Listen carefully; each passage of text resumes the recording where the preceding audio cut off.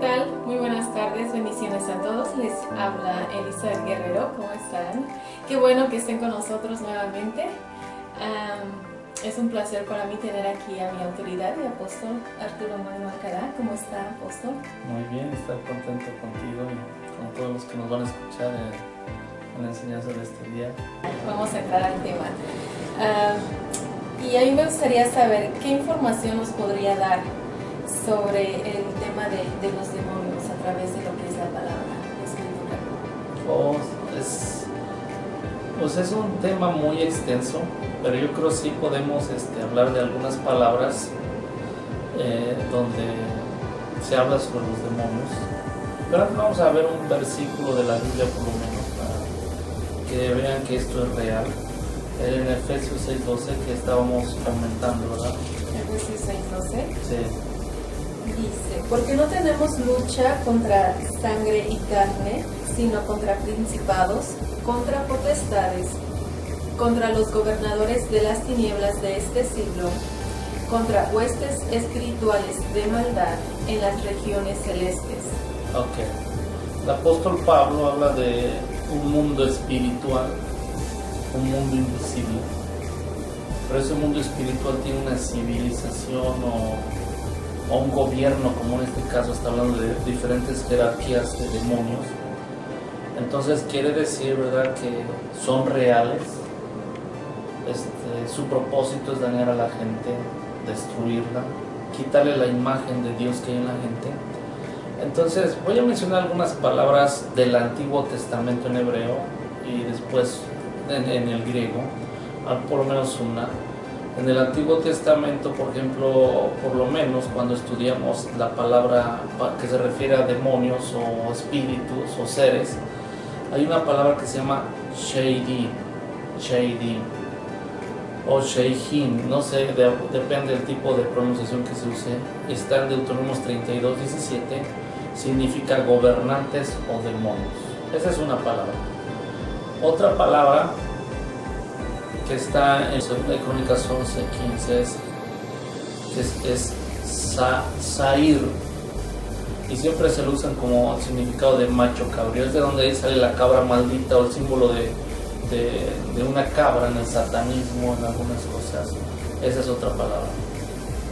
Hay otra palabra que se encuentra en el Salmo 96:5, habla sobre la idolatría, en los astros, es Elilim. Ese es otro tipo de palabra que se usa para demonio. Y hay otra palabra que es Keter, Salmo 91:6. Ahí está la palabra pestilencia, pero también se refiere a demonios. Y hay otra palabra que a veces la podemos confundir porque esa palabra se usa para hablar a Dios, que es Elohim. A veces mencionamos Elohim para referirse a Dios, pero si no estudiamos bien el contexto, esa palabra Elohim puede ser para mencionar un demonio. Esa está en 1 Samuel 28:13, que son hablando de los demonios, ¿verdad?, llamados falsos dioses. Entonces esas son algunas palabras. Y hay otra que es interesante en el griego, que para la palabra demonio se dice daimon. Esta es una palabra compuesta por dos, que significa un ser inteligente o alguien muy inteligente. Esa es la palabra daimon, que traducida la conocemos como demonio. En la palabra anterior me llamó la atención, menciona que la palabra Elohim nos referimos también a Dios, ¿no? Sí.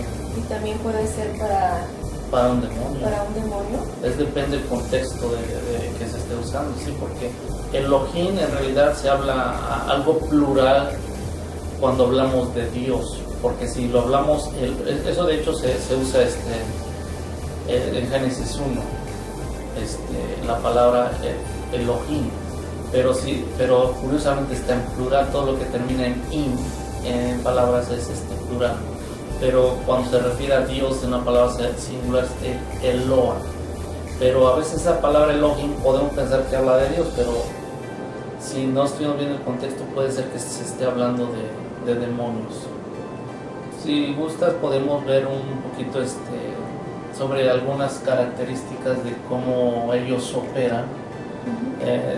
Vamos, si quieres, al Mateo capítulo 12, versículo 43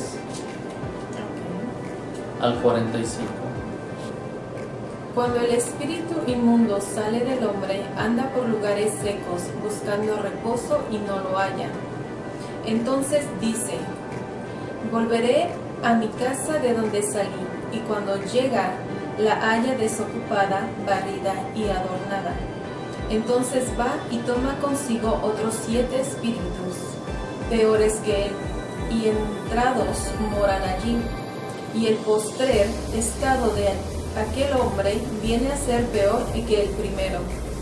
Así también acontecerá a esta mala generación. Ok, nuestro Señor Jesucristo, Yeshua, fue el que habló de eso, y Él tuvo la experiencia, ¿verdad?, de saber que los demonios son reales. De hecho, lo que vino a hacer, cuando estudiamos los 4 evangelios, vino a enseñar, vino a liberar, vino a sanar. ¿Y de qué venía a liberar? Pues había mucha gente llena de demonios. Hablamos del Gadareno, no sé si te acuerdas. Pero en esos versículos podemos dar un poquito de información, ¿verdad?, de lo que es un espíritu, un demonio, que a veces esa palabra espíritu, demonio,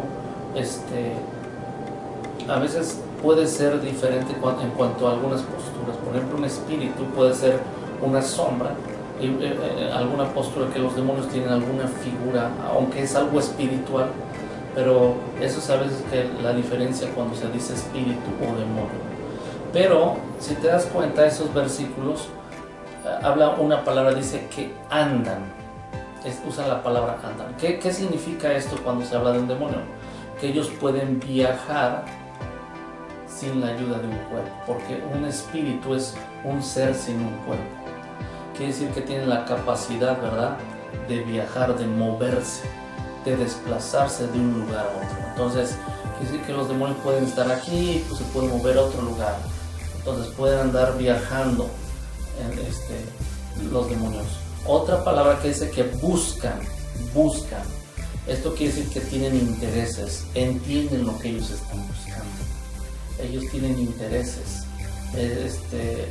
Los demonios buscan, hablando de ahí, andan buscando, ¿verdad?, donde haya reposo, pero ellos quieren decir que tienen intereses.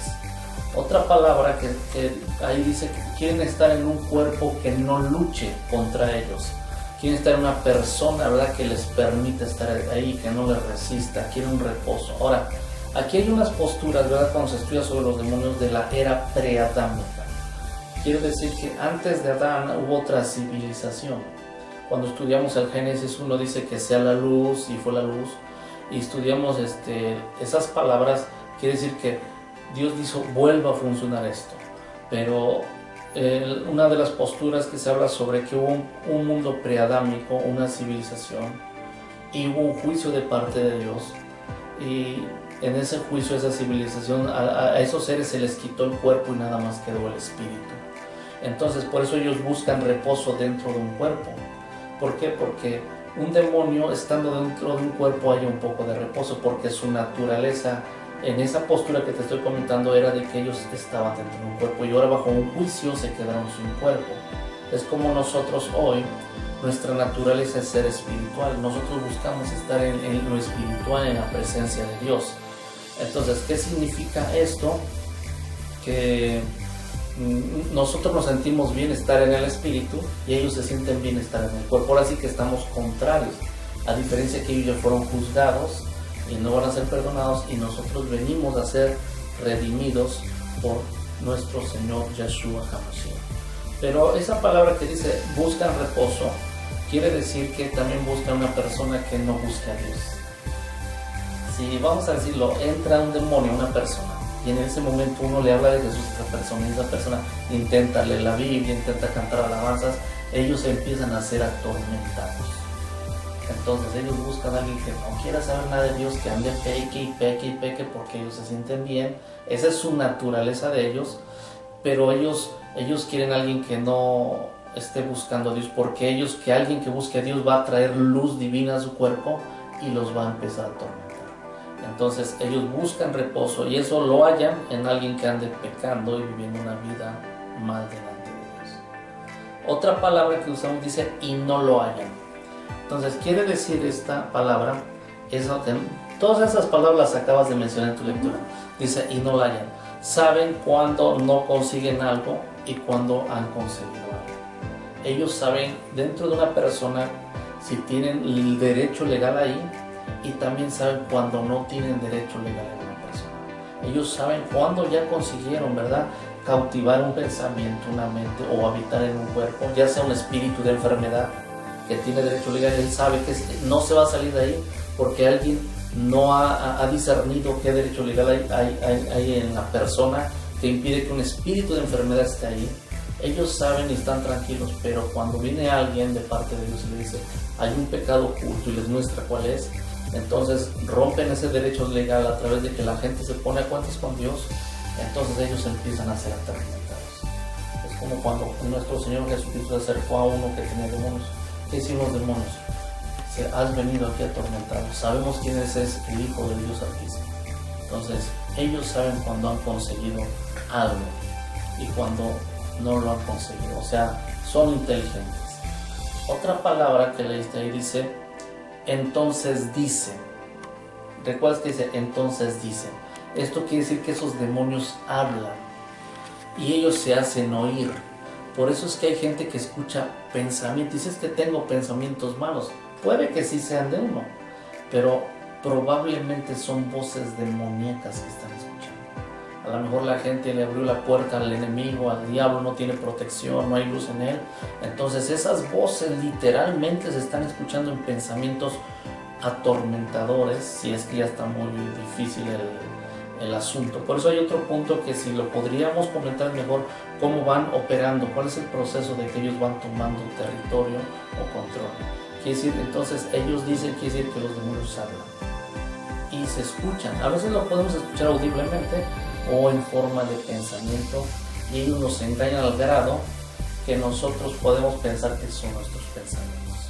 ¿Cómo vamos a distinguir entonces entre que ellos nos hablan y entre que sean nuestros pensamientos? ¿Cómo distinguir? Ok.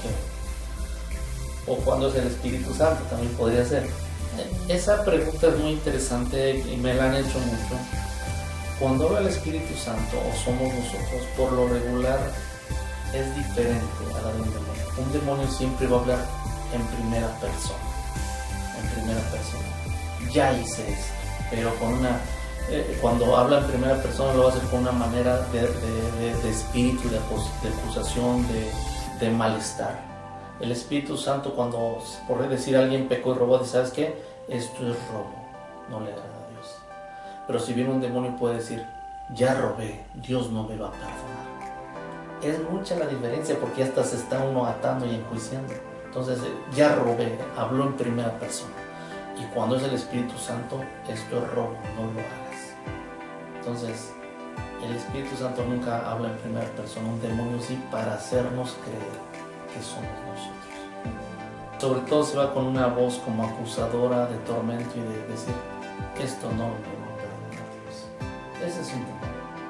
Y cuando Dios habla te dice, esto está mal, corrígelo, vuelve a mí. Entonces es la diferencia de la voz de un demonio a la voz del Espíritu Santo.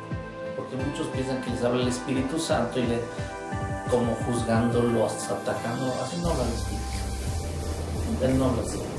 Ese es el demonio. Ese es un el demonio. enemigo. Eso es un demonio. La semana pasada escuché una enseñanza que dio sobre los demonios que no están en todos lados, como Dios es omnipotente, omnisciente, omnipresente, que está en todos lados, pero los demonios escuché que no. Sí, ellos en realidad trabajan a través de territorios. Por eso cuando acabamos de leer Efesios 6:12 dice que hay principados, potestades, gobernadores de las tinieblas. El diablo no es omnipresente, por eso requiere territorios. Él organiza y pone en orden, ¿verdad? Un grupo de demonios, cómo tomar un lugar, como también a veces personas, ¿no? Ahí no nomás entra un demonio y luego vienen más demonios. Ellos son territoriales. Por decirlo así, ellos trabajan con mucha disciplina, mucho orden, son muy inteligentes los demonios. Así que a veces ni el pueblo se les hace así. Hay otra palabra que dice volveré a mi casa. Esto quiere decir que ellos pueden tomar decisiones y saben cuando alguien les dio en el pasado derechos legales. Entonces dice volveré a mi casa. Ellos saben dónde estuvieron y toman decisiones. Dicen, yo voy a regresar. Entonces saben cuando ellos dicen volveré y ellos saben cuando regresan si la gente está bien delante de Dios o les está dando derechos legales. Entonces ellos toman decisiones. Por ejemplo, cuando a veces nosotros empezamos a reprender el demonio de una persona, a veces no se quieren salir los demonios y el demonio está todo atormentado, más hasta se le ve el rostro a la persona como sufre y dice, es que ella no me quiere, o sea, fíjate, la persona dice, es que ella no quiere dejar su pecado, yo no me puedo ir porque aquí estoy, yo estoy ligada o ligado a la persona, dice, no me puedo ir. Entonces por eso es necesario que cuando se le va a orar a alguien por liberación, la persona tenga el deseo de cambiar y de seguir a Dios, porque si no lo hace va a volverse demonio y va a volver a atacar. Y otra palabra para continuar dice y examina la casa, ve si está vacía, desordenada, o barrida. Esto quiere decir que los demonios cuando ven a una persona conocen su condición espiritual de una persona. Si lee la Biblia, si ora, si busca a Dios, o si vive en desorden, si no ha dejado su pasado. Entonces quiere decir que ellos saben examinar. Entonces, ¿qué es lo que pasa? Ve a alguien, la examinan, o sea, porque son muy inteligentes. Otro punto podría ser dice entonces va. Quiere decir que ellos planifican, piensan, van a hacer un plan. Un demonio no va a venir a alguien sin un plan, no lo va a atacar sin un plan, sin un derecho legal. Ellos tienen que hacer un plan y si no tienen derecho legal van a buscar la manera de cómo lo pueden. Sí, los demonios son muy entonces nos estudian primero para que ellos, antes de atacar, por así decirlo, nos estudian primero. Sí, estudian qué cosas nos gustan, qué cosas no nos gustan, estudian dónde somos fuertes, dónde somos débiles, estudian hasta nuestras palabras y nosotros con un errorcito ya nos maldecimos y yo no voy a salir. Estudian nuestro carácter, nuestro temperamento, estudian qué tipo de familia estuvimos, ¿verdad? ¿Qué es lo que pasa? Agarran y ven, estudian también qué tipo de maldiciones fueron las que hay ancestrales, como los temas que hemos hablado de las maldiciones. Hacen un estudio muy detallado y muy minucioso.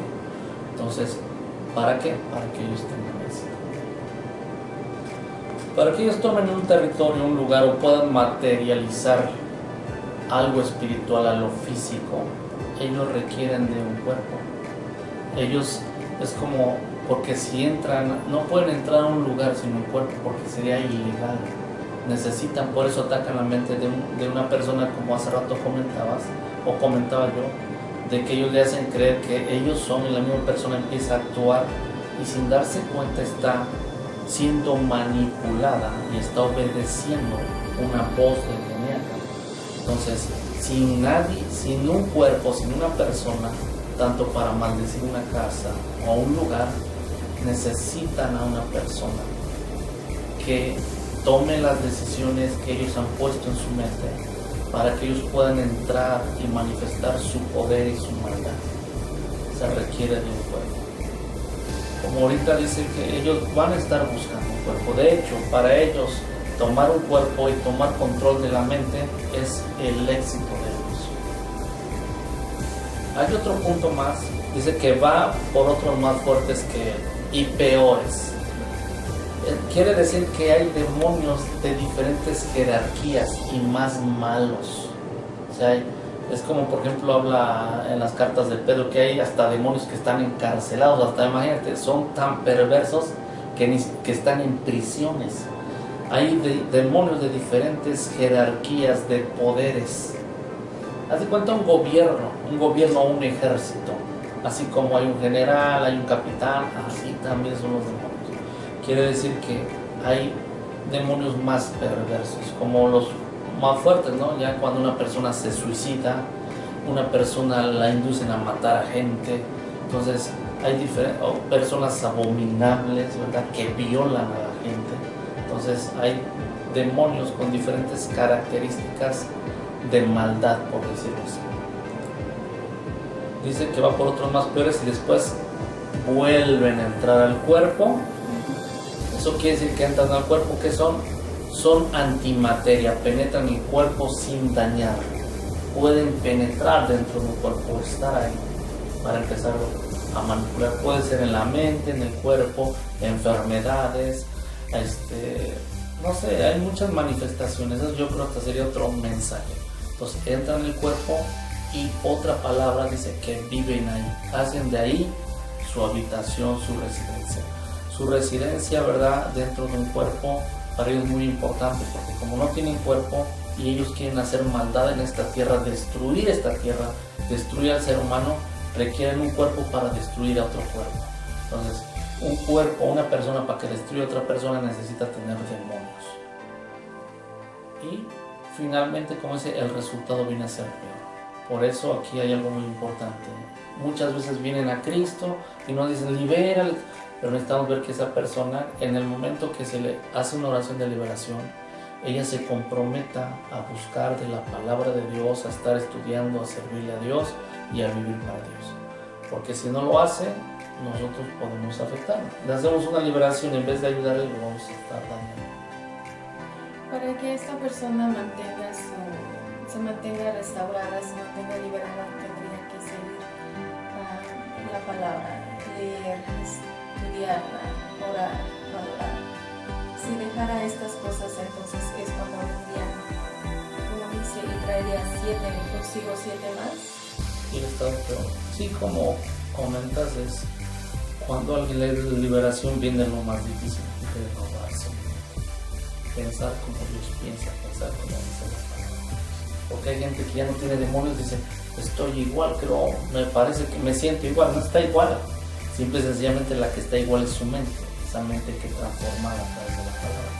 Y es así se lleva un proceso. A alguien a lo mejor un demonio se le sale en una oración, o a lo mejor en varias, pero renovar la mente se requiere semanas, meses para pensar como piensa Dios. Entonces el proceso más largo es estar renovando nuestra mente constantemente. Exactamente. A través de lectura, a través de servirle a Dios. Yo recomiendo 3 cosas, es lectura, servicio y oración. Esas 3 cosas mantienen nuestra libertad. Porque mucha gente vive confundida, piensa que es más rápido una renovación de la mente que una liberación. Y es más, hay gente que ni sabe que después de una liberación tiene que trabajar en renovar su mente, como es Romanos 12, 1 y 2. Y mucha gente piensa que lo más difícil es expulsar un demonio. El maestro le sacó demonios a mucha gente, él lo hacía en un rato, pero no, es como por ejemplo, vamos a poner un ejemplo, que alguno de sus discípulos estuviera endemoniado, un ejemplo que no lo vemos ahí, le saca los demonios en una oración, pero para renovar la mente de sus discípulos requirió 3 años para que ellos pudieran servir. Entonces es mucha la diferencia. ¿Por qué? Porque cuando nacemos de nuevo, nuestro espíritu nace de nuevo, pero no nuestra mente. La mente es la misma que teníamos antes, lo único que hay que renovar, a lo que sí nace de nuevo es nuestro espíritu. ¿Algún comentario? Pues nada más que vean a través de las escrituras que cuando se habla de demonios o de espíritus malignos o como los temas que hemos hablado de maldiciones son tan reales y que el pueblo perece porque le falta conocimiento. Entre más conocimiento se tenga sobre el mundo espiritual, sobre el mundo invisible, mayor será nuestra fe.